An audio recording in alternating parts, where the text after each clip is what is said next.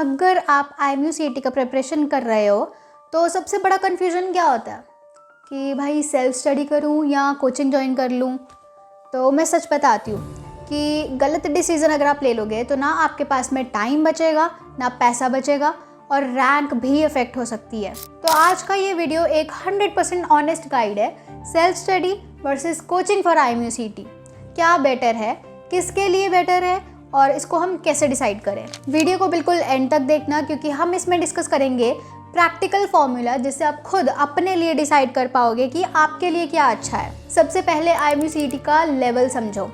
Exam conduct होता है by Indian maritime university. Subjects होते हैं फिजिक्स, केमिस्ट्री, मैथ्स, इंग्लिश और जनरल एप्टीट्यूड। लेवल तो अप्रॉक्स 11th और 12th का ही होता है, बट आपकी स्पीड और एक्यूरेसी बहुत मैटर करती है। IMU-CET is not conceptually IIT JEE level का टफ, बट कंपटीशन और रैंक आपका बहुत मैटर करता है। स्पेशली अगर आप campuses like IMU Chennai, Mumbai और कोलकाता टारगेट कर रहे हो तो आपकी जो प्रिपरेशन है वो बिल्कुल सीरियस होनी चाहिए, चाहे वो सेल्फ हो या चाहे कोचिंग हो।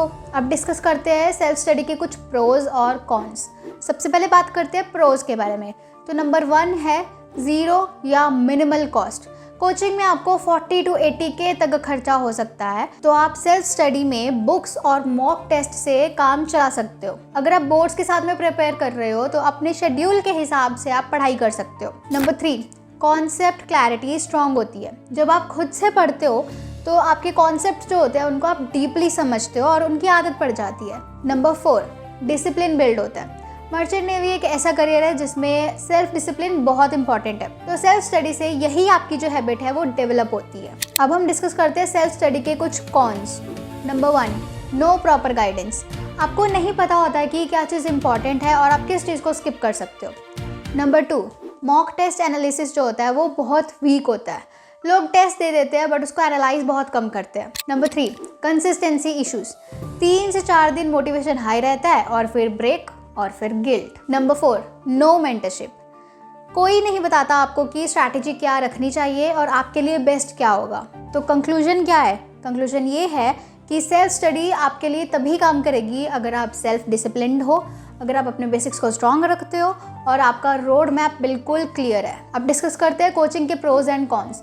तो इसके प्रोज हैं number 1, structured plan, daily schedule, weekly targets, fixed syllabus completion, ये सब। Number 2, guidance and mentorship.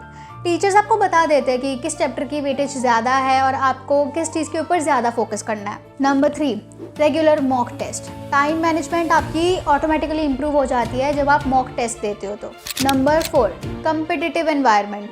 दूसरे स्टूडेंट्स को देखकर आपके अंदर एक सीरियसनेस बढ़ जाती है जिससे आप और बेहतर परफॉर्म कर पाओगे। अब कोचिंग के कुछ कॉन्स को जान लेते हैं। नंबर 1, एक्सपेंसिव होती है। कुछ कोचिंग सबके लिए अफोर्डेबल नहीं होती। Number 2, time rigid. Fixed classes होती हैं और अगर बोर्ड्स के साथ में भी क्लास है तो वो क्लैश हो सकती है। Number 3, over dependence. कुछ स्टूडेंट्स सिर्फ और सिर्फ नोट्स को रटते रह जाते हैं, कॉन्सेप्ट को एक्सप्लोर ही नहीं करते। Number 4, quality depends on institute. Her coaching IMU specific नहीं होता। अब इस वीडियो का सबसे इम्पॉर्टेंट पार्ट, ये जानना कि आपके लिए बेस्ट क्या है। सपोज आप केस 1 के स्टूडेंट हो और केस 1 है अगर आपके PCM के बेसिक्स बहुत स्ट्रॉन्ग है, तो अगर आप क्लास 12th में बोर्ड्स में 80 to 90% ईजिली ला सकते हो और डेली 4 से 5 घंटे डिसिप्लिन्ड स्टडी कर सकते हो तो सेल्फ स्टडी इनफ है। बस प्रीवियस ईयर के कुछ क्वेश्चंस और रेगुलर मॉक्स को ज़रूर दो। केस 2, अगर आपका मैथ्स या फिजिक्स थोड़ा सा वीक है, यहाँ आपको खुद से कंसिस्टेंसी मेंटेन करना थोड़ा सा मुश्किल लग सकता है, तो इसीलिए आपके लिए कोचिंग बेस्ट होगा। केस नंबर 3, अगर आप बोर्ड्स और IMU-CET दोनों को मैनेज कर रहे हो, ये ऑलमोस्ट एक कॉमन सिचुएशन है और यहाँ पर जो बेस्ट अप्रोच रहती है वो रहती है हाइब्रिड मॉडल।